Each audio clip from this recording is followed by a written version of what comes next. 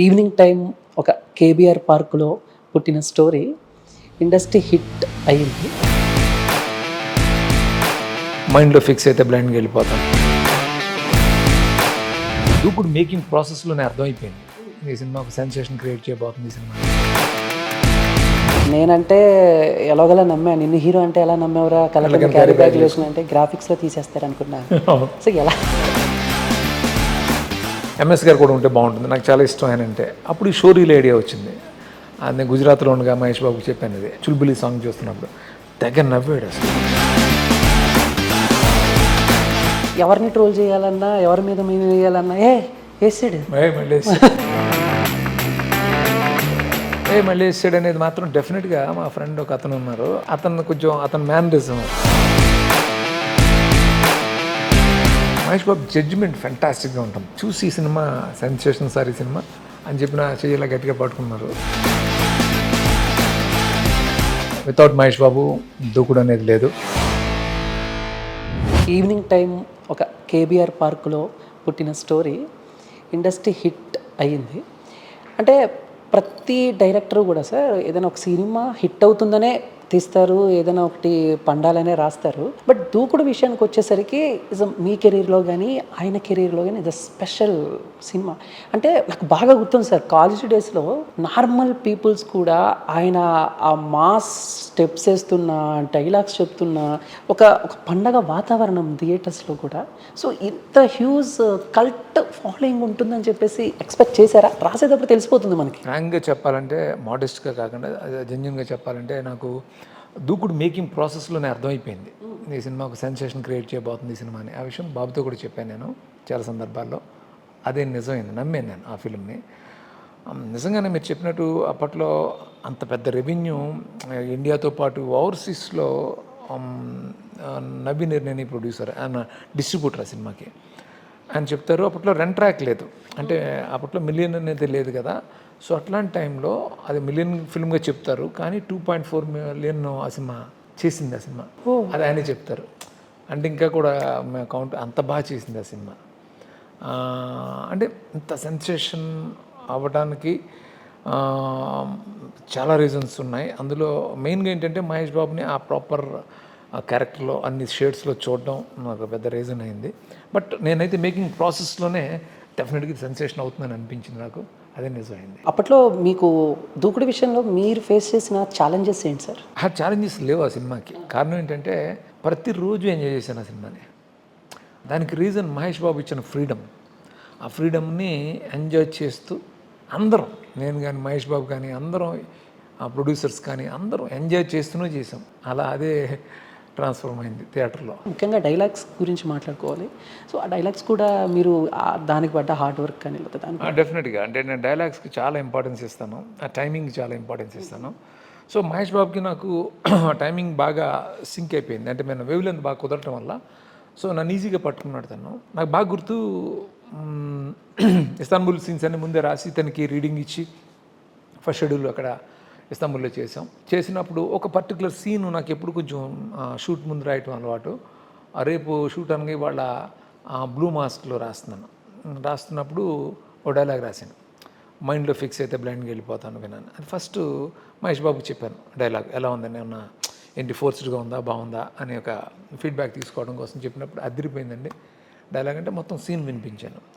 సోను సూద్కి ఇద్దరికి కాన్ఫంటేషన్ ఫోన్లో ఉంటుంది కదా, సో ఆ సీన్ను. సో అది నాకు ఒక ఎనర్జీ ఇచ్చింది. ఇంకా అక్కడి నుంచి చాలా డైలాగులు ప్రతి దాంట్లోనూ పడాలి. అంటే సెటైర్ అవ్వచ్చు, హీరోయిక్ డైలాగ్ అవ్వచ్చు, వన్ లైన్ అవ్వచ్చు, ఏదైనా సరే ఆ డైలాగ్స్ అదిరిపోవాలని అనుకోవడానికి రీజన్ ఏంటంటే మహేష్ బాబు అంత బాగా డెలివరీ చేస్తున్నాడు. సో నాకు ఇంకా ఎనర్జీ వస్తూ ఉంది ఇంకా రాయడానికి. సో బేసిక్గా చాలామంది డైరెక్టర్స్ చెప్తారు స్క్రిప్ట్లో ఇన్వాల్వ్ అవ్వరు, చెప్పింది చెప్పినట్టు చేస్తారు అని. బట్ ఇవన్నీ పక్కన పెట్టేస్తే ఇస్ పర్సనల్గా కానీ లేదా ఒక సూపర్ స్టార్ అని కానీ మహేష్ బాబు గారిలో మీకు నచ్చే పాయింట్స్ ఏంటి సార్? ఒక 3 గుడ్ క్వాలిటీస్ ఏమన్నా చెప్పాలి అని అంటే ఏం చెప్తారు? మహేష్ బాబులో 3 క్వాలిటీస్ చెప్పాలంటే, ఒక డైరెక్టర్గా చెప్పాలంటే డైరెక్టర్స్ డిలైట్. నేనే కదా, అంత ఎవ్రీ డైరెక్టర్ చెప్తారు, ఎందుకంటే ఇంక అంత సపోర్ట్గా ఉంటాడు. Number 2, as a person is very humorous, very humble. తను ఛాన్స్ ఇచ్చిన డైరెక్టర్ని కూడా సార్ అనే పిలుస్తాడు. అది అతను గొప్పతనం. మహేష్ బాబు సార్ని పిలుస్తాడు. తను ఛాన్స్ ఇచ్చిన డైరెక్టర్, కొత్త డైరెక్టర్ అయినా సరే అది. అండ్ తనుంటే అసలు స్ట్రెస్ ఉండదు, సరదాగానే ఉంటుంది తప్ప తను బేసిక్గా చాలా మంచి హ్యూమన్ ఇవన్నిటితో పాటు. ఇంటర్వెల్ సీన్ గురించి మాట్లాడుకుంటే సార్, ముఖ్యంగా డైలాగ్ టైమింగ్, మహేష్ బాబు గారు చెప్పే డైలాగ్ అసలు ఎప్పుడో చూశాను సార్, నాకు ఇప్పటికీ నోటెడ్గా ఉంటాయి. అంటే కొన్ని డైలాగ్స్ సో బేసిక్గా నోటెడ్గా ఉండవు, బట్ అలా అనగానే ఆయన అభియో సాలే, నేను వచ్చింది నీ తమ్ముని అప్పచెప్పడానికి కాదు, నీ తీసుకుపోనికి, ఇదంతా in the span of 5 years, this is just track my record, this is all time my record అని చెప్పి, ఏంట్రా నీ ధైర్యం అనగానే మళ్ళీ ఏదో కౌంటర్ వేసి, నాలాంటి సీన్లోకి ఎంటర్ అయినప్పుడు ఒళ్ళు దగ్గర పెట్టుకుని ఉండాలి, నాకు ఒక్క నిమిషం టైం ఇస్తే ఆలోచిస్తా, 2 నిమిషాలు టైం ఇస్తే యాక్షన్లో దిగుతా, 3 నిమిషాలు టైం ఇస్తే ముగించేస్తా అనగానే ఫైట్ స్టార్ట్ అవుతుంది. సో మీరు అన్నట్టు ఒక డైలాగ్ కూడా ఆ టైమింగ్ అనేది ఎలా సార్, అసలు ఎలా క్రియేట్ చేస్తారు అసలు? ఇందాక మీరు అడిగిన క్వశ్చన్ అంటే ఆ కాన్ఫిడెన్స్ ఉందా మీకు, ఎందుకు ఇంత అవుతుందని ఊహించారా అంటే, ఆల్ టైమ్ రికార్డ్ అనే డైలాగ్ పెట్టడానికి రీజన్ కూడా ఆ కాన్ఫిడెన్సే. ఓ, మనం ఒక డైరెక్టర్గా, ఒక రైటర్గా ఉన్నప్పుడు మనది ఫెంటాస్టిక్గా డెలివరీ చేసి ఒక యాక్టర్ దొరికినప్పుడు మనకి విపరీతమైన ఎనర్జీ అది. సో అవి అన్నీ రాయించడం అదంతా, అందుకే చెప్తాను, అది మహేష్ బాబుని ఏదో పొగడాలని కాదు, నిజంగా తన పడ్డ కష్టం, అలాగే తను నాకు ఇచ్చిన ఎంకరేజ్మెంట్, నా మీద పెట్టిన నమ్మకం వల్లే దూకుడు వచ్చింది, అలాగే పాసిబుల్ అయింది. అసలు కష్టం ఏ క్షణం ఫీల్ అవ్వలేదు, ఎంజాయ్ చేసాం, ప్రతి క్షణం ఎంజాయ్ చేస్తూ చేసాం. సార్ మీకు కామెడీ రాయటం ఈజీ సార్, బట్ అలానే మాకు అనిపిస్తుంది, కానీ ఒక పంచ్ రాసి దాన్ని జనాల్లోకి తీసుకెళ్ళి ఆ పంచ్కి మేము రియాక్ట్ అయ్యి మేము నవ్వాలి అని అంటే అది ఎంత కష్టమో మీకు తెలుసు. సో ముఖ్యంగా దూకుల్లో అలాంటి పంచ్ డైలాగ్స్ చాలా ఉన్నాయి ఇప్పటికీ సోషల్ మీడియాలో. సో ఎవరిని ట్రోల్ చేయాలన్నా, ఎవరి మీద మేము వేయాలన్నా, వేసాడు మళ్ళీ వేసాడు. సో ఎలా సార్, ఎలా వచ్చింది సార్? అంటే బేసిక్గా మీ సర్కిల్లో ఎవరైనా రియల్గా యాక్చువల్గా మళ్ళీ వేసాడు అనేది మాత్రం డెఫినెట్గా మా ఫ్రెండ్ ఒక అతను ఉన్నారు, ఆయన అతను కొంచెం అతని మేనరిజం అది, నా close friend, long time friend, అది నేను అక్కడ అడాప్ట్ చేశాను. అతను అలా అంటూ ఉంటాడు, అది మహేష్ బాబు చాలా బాగా చెప్పాడు, నాకంటే బాగా చెప్పాడు. సో అది అలా, అది ఇప్పటికీ మాట్లాడుతుంటాడు. సార్ డైరెక్టర్గా మీకు ఒక విజన్ ఉంటుంది, దాన్ని తీసుకెళ్ళి హీరోకి సార్ ఇది అని చెప్పినప్పుడు, సో మీకు ఒక స్టైల్ ఉంటుంది, మీరు ఒకటి ఎక్స్పెక్ట్ చేస్తారు, అండ్ మహేష్ బాబు గారి దగ్గరికి వచ్చేసరికి అది వేరేలా మారిపోద్ది. సో అలా దూకుల్లో ఏమన్నా ఆయన కొంచెం ఇదయ్యి, నేను ఇలా చేస్తాను, అలా చేస్తాను, ఇలా చేస్తే బాగుంటుంది, అలా చెప్తాను, ఏమన్నా డిస్కషన్? అసలు అది గొప్పతనం, అసలు అంత పెద్ద స్టార్ నేనేం చెప్తే అది, ఎలా చెప్తే అలాగా, నాకంటే బెటర్గా చేసిన సందర్భాలు చాలా. అంటే ఫ్రాంక్గా చెప్పాలంటే కొన్ని మాడ్యులేషన్స్, కొన్ని ఇవన్నీ నాకు గ్రిప్ ఉంటుంది కదా, సో చాలా తక్కువ సందర్భాలు అనిపిస్తుంది మనం చెప్పినట్టు వచ్చింది లేకపోతే అని. బట్ ఆ సినిమాలో చాలా ప్రతి డైలాగు తను చెప్తుంటే చాలా బాగా చెప్పాడు అని అనిపించేది నాకు. సో అట్లా జరిగింది అదంతా కూడా. ఈ స్క్రిప్ట్ రాసేటప్పుడు మీ మైండ్లో మహేష్ బాబు గారే ఉన్నారా, లేకపోతే కొన్ని ప్రాజెక్ట్స్కి ఒక స్టోరీ రాసుకుని వేరే హీరోల దగ్గరికి వెళ్ళి ఆ తర్వాత రాసుంది కాబట్టి మహేష్ బాబుని దృష్టిలో పెట్టుకునే చేసిన కథ ఇది? మీరే చెప్పారు అనుకుంటా, లేకపోతే ఎక్కడో విన్నాను నేను. సో ఈ సినిమాలో ప్రకాష్ రాజ్ గారి క్యారెక్టర్కి ముందు వేరే వాళ్ళని కూడా అనుకోవటం, శ్రీహరి గారు నాకు బాగా క్లోజ్ కదా, నేను శ్రీహరి గారిని చేద్దామని అనుకున్నాను. తనకి చెప్పాను కూడా, తను పాపం కొంచెం హెసిటేట్ చేసాడు, అప్పుడే ఫాదర్ చేయడం కరెక్టా కాదా అని. బట్ అయినా నేను నా మీద ఇదితోటి ఒప్పేసుకుని ఉండేవాడు. ఈ టైంలో మహేష్ బాబు ఏమన్నారంటే, సరే ఆయన పాపం ఆయన ఇబ్బంది ఎందుకు పెట్టాలి, ఆయన ఫాదర్గా చేయడానికి ఇది అవుతున్నారు కదా, సో ప్రకాష్ బాగుంటాడని మహేష్ సజెస్ట్ చేశారు. ఓకే, అప్పుడు ఒక ప్రకాష్ రాజు కరెక్ట్గా అనుకున్నాం, ఆయన ఫెంటాస్టిక్గా చేశారు. సరే ఎన్ని రోజులు? దూకుడు ఆల్మోస్ట్ 140 days చేసాం. అందులో మీరు నమ్మరు 42 days టాకీ, అంతే ఎంటైర్ టాకీ. ఆ సినిమాలో టాకీ చాలా ఎక్కువ ఉంటుంది. 42 daysలో టాకీ తీసాం, రెస్ట్ అంతా కూడా యాక్షన్ అండ్ సాంగ్స్. దూకుడు, ఇస్తాన్బుల్, సో ఇందాక మీరు మాట్లాడినట్టు చాలా డైలీ నేను ఎంజాయ్ చేశాను అని చెప్పారు.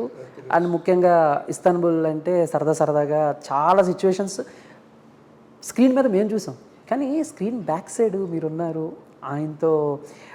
ఇస్తాన్బుల్ షెడ్యూల్ ఎన్ని రోజులు సార్? ఒక్క షెడ్యూలే ఐ థింక్ 15 days చేసాం ఇస్తాన్బుల్లో. మేము ఏంటంటే అక్కడ ఇస్తాన్బుల్ విపరీతమైన ట్రాఫిక్, అప్పట్లోనే చెప్పారు ఎన్నో 70 lakhs కార్స్ ఎన్నో ఉంటాయి ఆ ఊర్లో. అంటే ట్రాఫిక్ ఎలా ఉంటుందంటే, మమ్మల్ని ఎలా పెట్టారంటే మా షూటింగ్ లొకేషన్స్ అన్నీ వచ్చి గలాట బ్రిడ్జ్ ఆ సరౌండింగ్ ఉంది. అక్కడ అతని పేరు ఎలాన్ ఐ థింక్, అతను కోఆర్డినేటర్ అక్కడ లైన్ ప్రొడ్యూసర్. మమ్మల్ని ఏమో వేరే సైడ్ పెట్టాడు. సో రోజు ప్యాకప్ చేసిన తర్వాత లొకేషన్లో ప్యాకప్ చేసిన తర్వాత హోటల్కి రావడానికి 5 hours పట్టేది. 5 గంటల 5 గంటలు పట్టేది. అంటే అసలు ఇంకా బంపర్ టు బంపర్ అంటారు కదా, అంతే కదలదు అసలు ట్రాఫిక్. 1 or 2 days చూసిన తర్వాత బాబు నాకు ఒక ఐడియా ఇచ్చి, ఇలా అయితే మనం చాలా లేట్ అయిపోతాం సార్, మనం పని చేద్దామని చెప్పి అక్కడి నుంచి ట్రామ్స్లోను లోకల్ ట్రైన్స్లోను అలా వచ్చేస్తే 1 hourలో వచ్చేసేవాళ్ళం. ఓహో. అలా వచ్చేవాళ్ళం ఇద్దరం. సో మీరిద్దరే మేమిద్దరం సరదాగా మాట్లాడుకుంటూ అలా వచ్చేవాళ్ళం మేమిద్దరం. ఓకే. సో అలా జరిగింది. ఆ తర్వాత అక్కడ మేము ఉన్నప్పుడు ఏమైందంటే మేము 36th floorలో ఉన్నాం. అక్కడ ఎర్త్క్వేక్ వచ్చింది ఇస్తాన్బుల్లో. ఏంటి sir? Earthquake. Okay okay. Earthquake భూకంపం భూకంపం, అదే సార్ అర్థం. వచ్చింది. వచ్చినప్పుడు 36th floor నేను పడుకున్నాను, ఏదో తిరుగుతుంది. తిరుగుతుంది ఏంటి అని అందరూ సౌండ్స్ వినబడుతున్నాయి, సౌండ్స్ విపరీతంగా వినబడుతున్నాయి. అందరూ బయటకు వచ్చేసారు. అందరూ బాబు నేను అందరూ ఒకే ఫ్లోర్లో ఉన్నాం. అందరం బయటకు వచ్చి అందరూ సమంత అందరూ బయటకు వచ్చి భయపడతారు కదా ఎర్త్క్వేక్ వచ్చిందని. 36th floor అంటే మాత్రమే. నెక్స్ట్ ఇయర్ పెద్ద డిజాస్టర్ కదా, తర్వాత పెద్ద డిజాస్టర్ జరిగింది అక్కడ.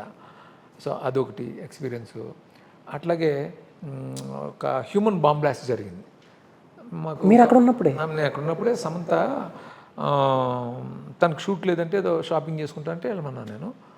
అమ్మాయి వెళ్ళి మళ్ళీ ఇమీడియట్గా ఫోన్ వచ్చింది. అమ్మాయి ఏదో భయపడిపోతూ ఫోన్ చేస్తే ఏంటంటే ఆ అమ్మాయి కళ్ళ ముందే ఒక 100 feetలోనే ఎక్కడ ఉన్నట్ట నా అమ్మాయి చెప్పింది, దగ్గరలోనే ఒక హ్యూమన్ బాంబ్ బ్లాస్ట్ జరిగింది అక్కడ. Oh my God. అదొకటి జరిగింది. లాస్ట్ డే అన్నిటికంటే పెద్ద ఇదేంటంటే వచ్చేస్తుంటే నేను ప్రొడ్యూసర్ గోపి ఇద్దరం కార్లో వస్తుంటే ఒక క్యాబ్లో వచ్చేసాం. ఫాస్ట్గా వెళ్ళిపోవచ్చు ఎయిర్పోర్ట్కి. ప్యాకప్ అయిన తర్వాత నా పాస్పోర్ట్ ఇవన్నీ తనకి ఇచ్చేసాను. అవన్నీ తను ఏం చేశాడు, ఒక బ్యాగ్లో పెట్టాడు, తన ల్యాప్టాప్ బ్యాగ్లో పెట్టి వదిలేసాడు. ఆ కార్లో వదిలేసాడు. మేము ఎయిర్పోర్ట్కి వెళ్ళిపోయాం. బాబుతోటి సరదాగా అంతా ఉన్నాను నేను. అక్కడ గోపి టెన్షన్గా ఉన్నాడు. ఎందుకు టెన్షన్గా ఉన్నాడు నాకు కూడా తెలియదు. నా పాస్పోర్ట్ కూడా తన దగ్గరే ఉంది. My God. అప్పుడు తెలిసింది ఆ కార్లో వదిలేసాడు. ఇప్పుడు ఆ కార్ ఎక్కడ ఉంటుందో ఎలా తెలుస్తుంది, అసలే ట్రాఫిక్ అంతా. వాడు జెట్టి లాంటిది ఉంటుంది కదా ఒకటి, ఇంకా అక్కడి నుంచి వేరే సైడ్కి వెళ్ళిపోయాడు ఒక ఫెరీలో, కారులో. అంటే వాడికి ఫోన్ చేస్తే వాడు దొరికాడు. వాళ్ళు ఎక్కడో మొత్తం ట్రేస్ చేసి ఆ ఏరియాలో కేరేంటో తెలుసుకుని పెద్ద నెట్వర్క్ అంతా చేసి వాడు ఫెరీలో వేరే సైడ్కి వెళ్ళిపోయాడని తెలిసిన తర్వాత వాడిని కాంటాక్ట్ చేస్తే వాడు నాకు హోప్ లేదు ఇక, బాబు ఏమో ఏడిపిస్తాడు కదా, సో మేము వెళ్ళిపోతాం, మీరు ఉండండి సరదాగా.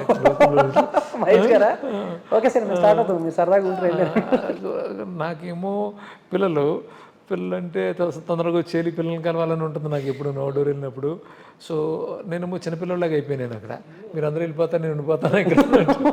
సో అది లాస్ట్ మినిట్లో వాడు డ్రైవర్ పాపం సిన్సియర్గా తీసుకురావటం, క్యాబ్ డ్రైవర్ ప్రొడ్యూసర్ గోపి పాపం తన చేతుల్లో ఎంత డబ్బు వచ్చిందో కూడా తెలియదు, ఎంత డబ్బు వాడి చేతిలో పెట్టి సో ఇవన్నీ తీసుకొచ్చాడు. సో అట్లా వచ్చాం. అదొకటి సార్, మంచి మెమరీస్ సార్.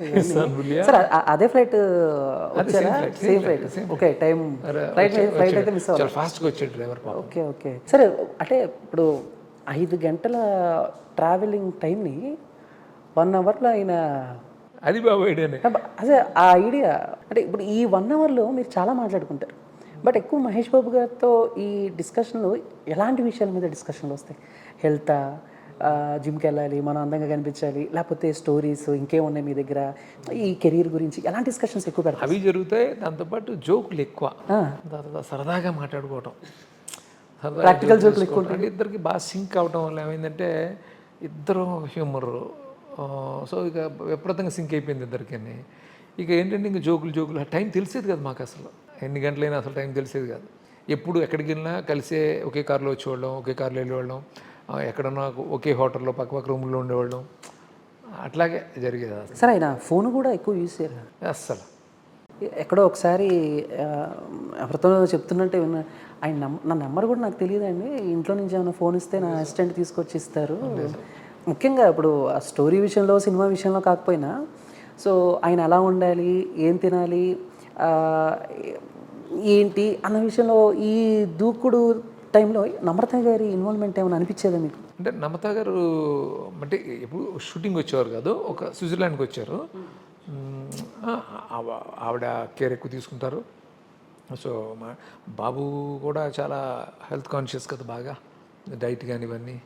యాక్చువల్గా నేను దూకు నుంచే తగ్గడం అనేది స్టార్ట్ అయింది. అంతకుముందు చాలా హెప్టీ ఉండేవాడు నేను. తను చూసి తను పరిగెడుతుంటారు, అవన్నీ చూసి నేను చేయాలి అనేది నాకు అక్కడి నుంచి స్టార్ట్ అయింది.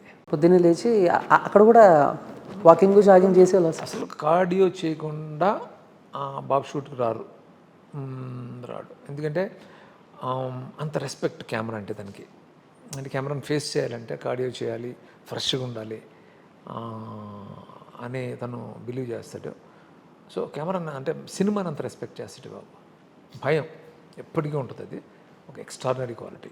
పద్మశ్రీ క్యారెక్టర్, సో బ్రహ్మానందం గారి క్యారెక్టర్ గురించి కూడా మనం దూకుడు ప్రస్తావన వస్తే సో ఖచ్చితంగా ఆ టాపిక్ ఉంటుంది. ముఖ్యంగా అసలు ఆయన క్యారెక్టర్ కూడా, సో అంటే ఒక డైలాగ్లోనే ఆయన క్యారెక్టర్ ఏంటి, అరే ఇది షూటింగా ఏంటి, అసలు లైట్లే, టీలే, కాఫీలే, అసలు జ్యూస్లే, అంటే ఆ పర్సన్కి ఆ క్యారెక్టర్కి షూటింగ్ అంటే టీలు, కాఫీలు, జ్యూసులు. సరే ఎలా రాస్తారు సార్, అసలు ఎలా డిజైన్ చేశారు సార్ ఆ క్యారెక్టర్? అది బ్రహ్మానందం గారి క్యారెక్టర్, ఆ క్యారెక్టరు హౌస్ని షూటింగ్లకి ఇస్తూ ఉంటాడు కదా. ఇస్తూ ఉన్నప్పుడు జనరల్గా మనకి షూటింగ్ అంటే ఎలా ఉంటుంది, క్యారవాన్స్ ఉంటాయి, జ్యూస్లు అన్నీ వస్తుంటాయి. అవన్నీ అతనికి అలవాటు అయిపోయినాయి, ఆ క్యారెక్టర్కి అలవాటు అయిపోయి అట్లా దాని నుంచి అలా. మీరు ఏ క్యారెక్టర్ అయినా ఇప్పుడు మనుషులను అబ్జర్వ్ చేస్తూ ఉంటారు, చాలామంది చాలా ప్లేసెస్కి తిరుగుంటారు, చాలామంది హావభావాల్ని, చాలామంది యాటిట్యూడ్ని, వీటన్నిటిని మీరు చూసుంటారు. బట్ ఆ క్యారెక్టర్ అది మీ ఊహల్లో నుంచి వచ్చిందా, లేకపోతే ఎందుకంటే మీ ఫ్రెండ్ ఎవరు వేసాడు ఈ టైప్లో నుంచి ఆ పద్మశ్రీ క్యారెక్టర్ కూడా ఎక్కడైనా చూసి? లేదు, క్యారెక్టర్ ఉంటుంది ఎట్లాగా అనేది ముందు అంతా డిజైన్ చేసుకుంటాం. ఇంకెట్లాంటి పంచెస్ ఇవన్నీ కూడా నేను ఎప్పుడు చెప్పాను కదా, లాస్ట్ మినిట్లో రాస్తాను సీను. అంటే ఆ సీన్ షూట్ చేయబోయింది ముందే రాసేవాడిని. అప్పటి వరకు ఆ ప్రెషర్ తీసుకుంటాను నేను, తీసుకుని ఇంకేం చేయొచ్చు, ఎందుకంటే రాస్తే అయిపోతుంది, రిలాక్స్ అయిపోతాను అని భయం. అందుకనే రిలాక్స్ అవ్వకూడదు, ఇంక సీన్ ఇంకేమేం చేయాలి, ఏమేం చేయొచ్చు, ఇంకెన్ని పంచెస్ పడతాయి అన్నీ తీసుకుని లాస్ట్ మినిట్లో రాస్తున్నవాడిని. దానివల్ల ఏంటంటే ఒక ఫ్రేమింగ్ లేకుండా ఒక న్యాచురల్ ఫ్లో ఉంటుంది, అట్లా చేసినండి. అండ్ ఎంఎస్ నారాయణ గారి క్యారెక్టర్ గురించి మాట్లాడితే, సో అంటే ఇప్పటికీ మేము చూస్తూ ఉంటాం, కొంచెం బాగా డబ్బులుండి ఎలాగైనా హీరో అవ్వాలి. ఆయనకు ఒక 60 ఏళ్ళు వచ్చినా 70 ఏళ్ళు వచ్చినా ఒక మైండ్ సెట్లో ఉంటారు, నేను హీరో అని చెప్పేసి. బట్ అంటే మాకు తెలిసిన క్యారెక్టర్ని కొంచెం కామెడీలో మీరు ప్రజెంట్ చేయటం అనేది సక్సెస్ ఫార్ములా అనుకోవచ్చా? యా, డెఫినెట్గా అప్పుడే రిలేట్ అవుతారు కదా అందరూ. నాకు ఆ క్యారెక్టర్ ఐడియా వచ్చింది కూడా ఎట్లా అంటే, చాలామంది ఆల్బమ్స్ పట్టుకుని వస్తుంటారు, షో రీల్స్ చూపిస్తుంటారు. ఆ షో రీల్ నుంచే ఐడియా బిగిన్ అయింది. యాక్చువల్గా ముందు ఎంఎస్ గారి క్యారెక్టర్ లేదు, బ్రహ్మానందం గారి క్యారెక్టర్ ఉండింది. సెకండ్ హాఫ్కి వచ్చేటప్పుడు ఇంకొక క్యారెక్టర్ పని అయిపోయింది, ఇంకో క్యారెక్టర్ కావాలని అనుకున్నప్పుడు ఎంఎస్ గారు కూడా ఉంటే బాగుంటుంది, నాకు చాలా ఇష్టం ఆయన అంటే. అప్పుడు ఈ షో రీల్ ఐడియా వచ్చింది. అది నేను గుజరాత్లో ఉండగా మహేష్ బాబుకి చెప్పాను, ఇది చుల్బులి సాంగ్ చూస్తున్నప్పుడు దగ్గర నవ్వాడు అసలు. అయితే ఓకే, ఇది వర్కౌట్ అవుతుందని అనుకున్నాం. అలా ఎంఎస్ గారి క్యారెక్టర్ని తీసుకురావటం, సో ఆ క్యారెక్టర్ సెకండ్ హాఫ్కి పెద్ద హెల్ప్ అయిపోయింది. ఆయనకి ఫిల్మ్ఫేర్ కూడా వచ్చింది ఆ సినిమా. అవును సార్, బెస్ట్ కామెడీ యాక్టర్గా. బట్ సార్ ఆ షోరీలు చూస్తే ఇప్పటికీ కళ్ళ ముందు అలా కనపడుతూ ఉంటుంది సార్. ఎలా మీరు ఆయన నొప్పించి, అంటే ఆ టైంలో మీరు ఆ షోరీలు కూడా అన్నీ సూపర్ హిట్ సినిమాలు. ఒక యమదొంగ నుంచి ఒకటి తీసుకున్నారు, మగధీర నుంచి ఒకటి తీసుకున్నారు.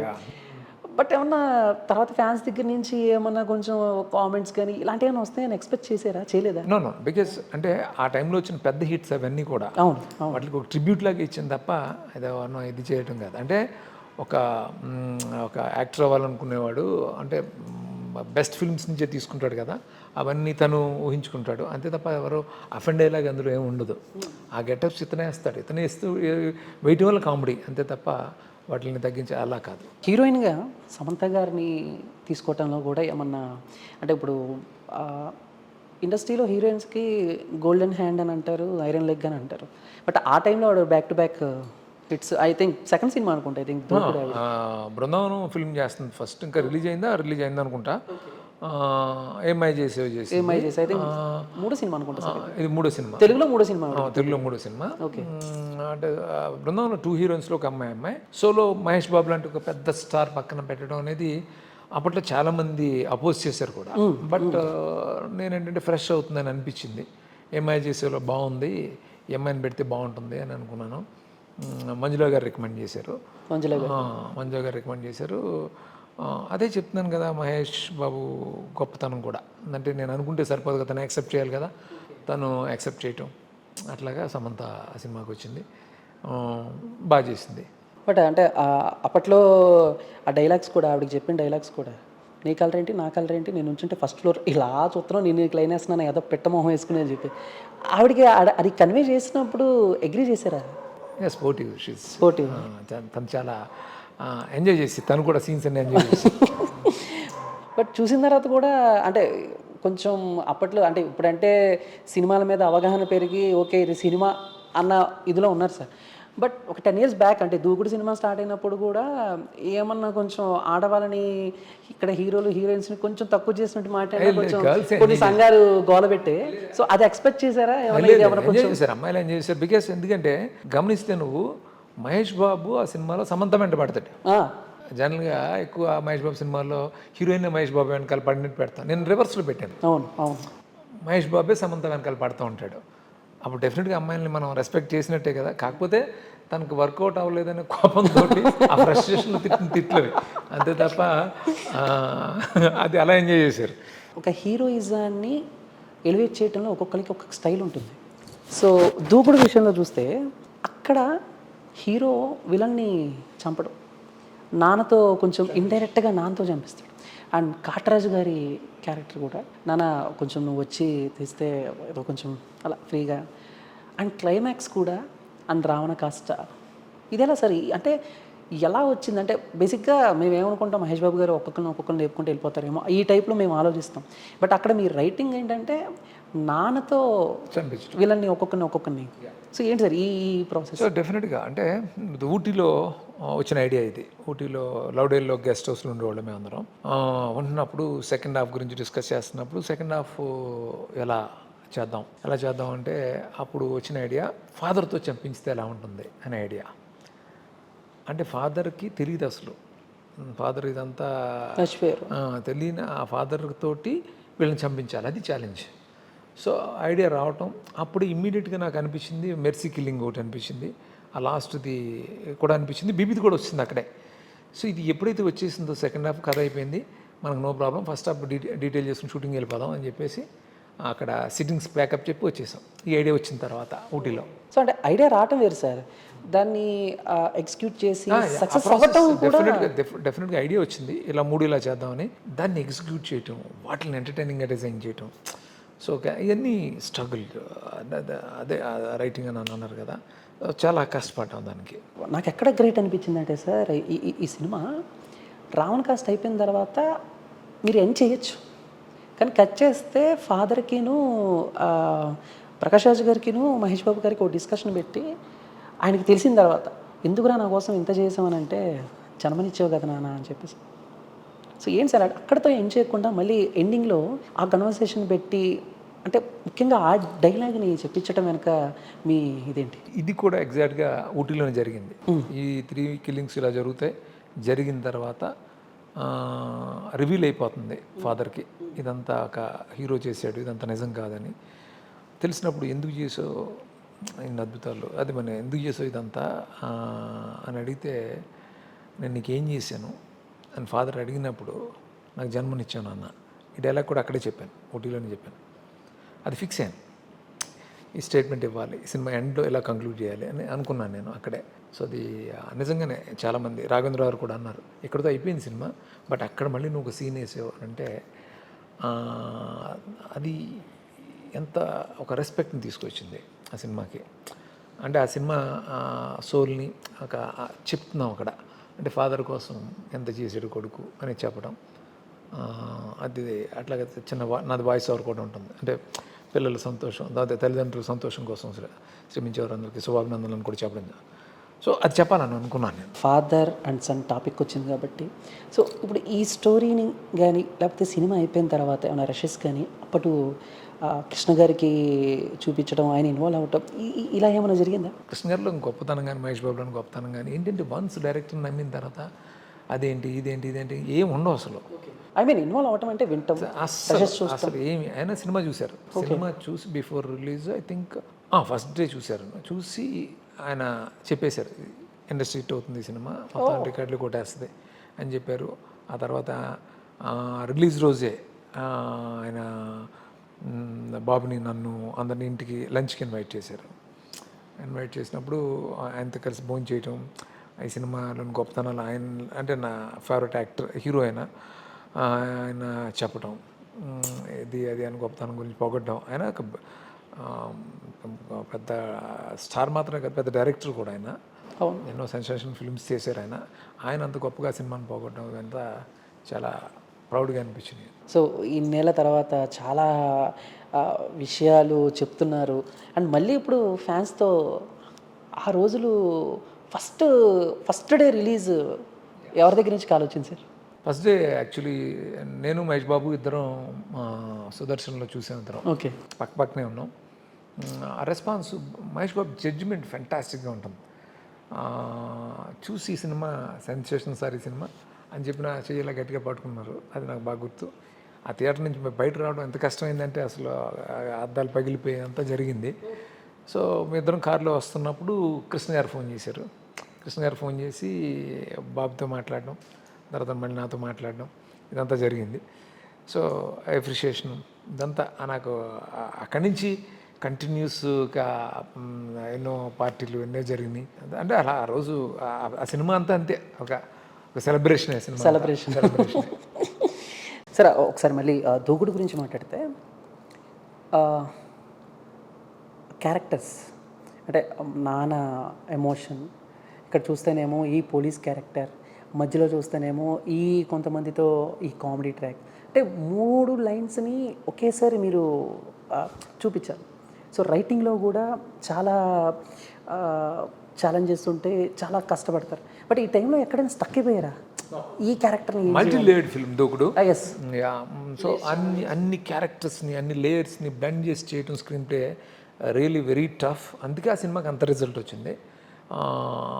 నాకు చెప్తున్నాను కదా, నాకు అన్నిటికంటే నాకు ఒక మంచి సినిమా నేను చేయాలని అంటే నాకు కావాల్సింది బడ్జెట్లు ఇవేవిది కాదు, ఫ్రీడమ్ కావాలి నాకు. ఆ ఫ్రీడమ్ బాబు నాకు ఇవ్వటం వల్ల నాకు ఏది కష్టం అనిపించలేదు. ఎందుకంటే కాన్స్టెంట్గా ఆలోచిస్తూనే ఉండేవాడిని. ఇప్పుడు మనం రకరకాల ఐడియాలు రావాలంటే ఎలా, మళ్ళీ ఒప్పుకుంటారో ఒప్పుకోరో, ఎందుకు ఇది ఓకే అయిపోయింది కదా, ఇలా వెళ్ళిపోవచ్చు కదా, అది లేదు. ఇంకా బెటర్మెంట్ చేయొచ్చు, నన్ను ఆపడు అనేది ఉంటుంది కదా. సో దానివల్ల అలా వచ్చింది ఆ ఫిల్మ్. సార్ అంటే ఇప్పుడు ఇందాక మీరు మహేష్ బాబు గారి గురించి చెప్పారు, ఆయనతో క్వాలిటీస్ అయినా చెప్పారు. బట్ అంటే మనతో పక్కనే కూర్చున్న వ్యక్తి ఆఫ్ కెమెరా ఒకలాగా, అండ్ ఆన్ కెమెరా వెళ్ళంగానే, కెమెరా పెట్టంగానే మహేష్ బాబు గారు కెమెరా ముందుకు రాగానే ఏదైనా ఒక విషయంలో సర్ప్రైజ్ అయ్యారా? అంటే పర్టికులర్గా ఆ మూమెంట్లో షూటింగ్ టైంలో చాలా సందర్భాల్లో పర్టికులర్గా మీరు ఇందాక చెప్పారే ఆ లాస్ట్ సీన్ ఉంటుంది కదా, నాకు జన్మనిచ్చాను అన్న సీను, తను ఎమోటైజ్ చేసిన విధానం అంటే చాలా తక్కువ టైంలో క్విక్గా చేసాము సీన్ ఎక్స్ప్లెయిన్ చేసి, ఇది బాబు అంటే నేను ఎప్పుడు కూడా ఈరోజు ఈ సీను అని ముందు రోజు చెప్పింది అలా చేసింది లేదు. ఇంకా అది ఫాస్ట్గా చేస్తున్నాం, రీచ్ అవ్వాలని ఈ సీన్ చేసేద్దాం అనుకున్నాను. టక్కన తనకు చెప్పడం, ఇమీడియట్గా కొంచెం ప్రిపేర్ అవ్వడం, తన ఇదిలో ప్రిపేర్ వచ్చి చేసినప్పుడు తను ఎమోట్ చేసిన విధానం నిజంగా చాలా షాకింగ్గా భలే అనిపించింది, ఫెంటాస్టిక్ అని అనిపించింది. అట్లా చాలా సందర్భాల్లో తన రన్నింగ్ చేసే విధానం కానీ ఎక్కడైనా సరే చాలా సందర్భాల్లో నేను చెప్పింది మళ్ళీ ఇస్తాడు అనేది నా ఫ్రెండ్ ఎలా చెప్తాడో ఎగ్జాక్ట్గా తనకు చేసి నేను చెప్పినప్పుడు యాసిడ్ థింక్ చేయడం కానీ, నా మాడ్యులేషన్స్ అన్ని పట్టుకోవడం కానీ చాలా సార్లు నన్ను సర్ప్రైజ్ చేసాడు. చాలా విషయాలు మనం మాట్లాడుకున్నాం, క్యారెక్టర్స్ గురించి, దాని గురించి. అండ్ రన్నింగ్ స్టైల్ అయింది ఒక డిఫరెంట్ ఒకటి ఉంటుంది. ముఖ్యంగా చూసుకుంటే ఇంటర్వెల్ సీన్లో ఆ 2 కత్తులోటి పట్టుకుని పైనుంచి, ముఖ్యంగా చెప్పాలంటే ఫైట్ సీక్వెన్స్ అనేవి కంపోజ్ చేయడంలో కూడా మీ ఇన్వాల్వ్మెంట్ ఎంతవరకు ఉంటుంది? నేను డెఫినెట్గా ఎప్పుడు కూడా యాక్షన్ ఫైట్ మాస్టర్కి వదిలేసి ఏదో తీసేయండి అని చెప్పను. నేను ముందు అప్పట్లో ఏంటంటే 100% నేను ఫైట్ ఎలా ఉండాలి డిజైన్ చేసి, ఒక రెఫరెన్స్లు కూడా ఇట్లా ఉండాలి ఆ టైంలో చేసేవాడిని. అట్లాగే ఈ ఫైట్ ఇలా ఉండాలి, ఈ ఫైట్ ఇలాగే ఉండాలి, ఇక్కడ స్టార్ట్ అవ్వాలి, ఇలా వెళ్ళాలి, అక్కడి నుంచి ఈ గ్రాఫ్ ఇలా మొత్తం అంతా ముందు అనుకుని ఫైట్ మాస్టర్తో క్లియర్గా డిస్కస్ చేసి ఎగ్జిక్యూట్ చేసేవాళ్ళు. అంటే ఈ మధ్య ఏంటంటే సార్, ఇప్పుడు ఒక సినిమా హిట్ అయితే ఆ సినిమా టైటిల్తోనూ ఆ క్యారెక్టర్స్తోనూ 2 ఎప్పుడు, పార్ట్ 2 ఎప్పుడు అని చెప్పేసి అడుగుతూ ఉంటారు. అండ్ డైరెక్టర్స్కి కూడా అది ఒక రకంగా ఛాలెంజ్ అని చెప్పాలి. బట్ ఆ టైంలో దూకుడు హిట్ అయిన తర్వాత మేబీ ఈ మధ్య అయితే ఎక్కువ పార్ట్ 2 ఎప్పుడు, పార్ట్ 2 ఎప్పుడు ఇవి ఉన్నాయి. కానీ అప్పట్లో ఆ క్వశ్చన్స్ కూడా రేజ్ అయ్యాయి కదా సార్. మళ్ళీ దూకుడు 2 తీసి ఆ అజయ్ అనే ఒక క్యారెక్టర్ని పెట్టి ఈ క్యారెక్టర్స్తో ఇంకోటి చేద్దాం ఈ అంటూ ఉంటారు. అప్పట్లో కాదు కానీ తర్వాత తర్వాత అంటూ ఉంటారు ఎప్పుడును. అంటే ఎప్పుడు కూడా ఎలా ఉంటుందంటే అలా చేయాలనుకుంటే రాదు, అది ఒక మంచి కథ రావాలి. నేను అయితే అదే ఆలోచిస్తాను. ఎప్పుడు కూడా మహేష్ బాబుతో సినిమా చేయాలంటే దూకుడంత మంచి కథ వచ్చినప్పుడే మహేష్ని అప్రోచ్ అవ్వాలని నా మనసులో ఉంటుంది ఎప్పుడును. సో పర్టికులర్గా మీ సినిమాలో మ్యూజిక్ విషయంలో మీ ఇన్వాల్వ్మెంట్ ఎంతవరకు ఉంటుంది? జస్ట్ లైక్ టైమింగ్ సిచ్యువేషన్ చెప్పి మీరు మ్యూజిక్ డైరెక్టర్కి ఫ్రీడమ్ ఇచ్చేస్తారా, లేకపోతే ఈ సిట్టింగ్స్లో కూడా కూర్చుంటారు? ఎందుకంటే దూకుడు ఆల్బమ్ అంటే కొన్ని ఆల్బమ్స్ సూపర్ హిట్ అవుతాయి, అంటే కొన్ని సినిమాల్లో 1-2 సాంగ్స్ హిట్ అవుతూ ఉంటాయి సార్. ఆల్బమ్ హిట్ అవ్వటం చాలా రేర్గా జరుగుతుంది, అది దూకుడుగా జరిగింది. సో ముఖ్యంగా సాంగ్స్ గురించి ఏం చెప్తారు? సాంగ్స్ అప్పుడు యాక్చువల్గా నాకు అప్పటి వరకు దేవి చేసేవాడు రెగ్యులర్గా. ఫస్ట్ టైం బ్రేక్ చేసి తమన్ అని అనుకున్నాను. ఓకే. తమన్ అని అనుకున్నప్పుడు తమన్కి ఏం చెప్పానంటే, నేను కాకినాడలో ఉన్నాను, was in Kakinada that time. నాకు ఒక 2 సిచ్యువేషన్స్ చెప్పి, ఈ 2 సిచ్యువేషన్స్కి నువ్వు సాంగ్స్ చెయ్యి, నాకు నచ్చితే కనుక డెఫినెట్గా నువ్వే మ్యూజిక్ డైరెక్టర్ అని చెప్పాను. సో అప్పుడు తను చేసి పంపించాడు. నేను అప్పుడు ఐ థింక్ మళ్ళీ నేను బాంబేకి వెళ్ళాను. బాంబేకి వెళ్ళినప్పుడు బాంబేకి నాకు సీడీ వచ్చింది. విని నాకు విపరీతంగా నచ్చి మహేష్ బాబుకి కలేజా షూట్లో ఉన్నప్పుడు నేను ఆ లొకేషన్కి వెళ్ళి ఆ రోజు బ్రహ్మానంద గారు అందరూ కలిసి ఏదో సీన్ చేస్తున్నారు. నా కార్లోనే వినిపించాను మహేష్ బాబుకి. అది ఎవరు మ్యూజిక్ డైరెక్టర్ కూడా తనకు చెప్పలేదు. నేను వినిపించిన వెంటనే చాలా బాగున్నాయండి, దూకుడు టైటిల్ సాంగ్ అండ్ గురువారం మార్చి ఒకటి.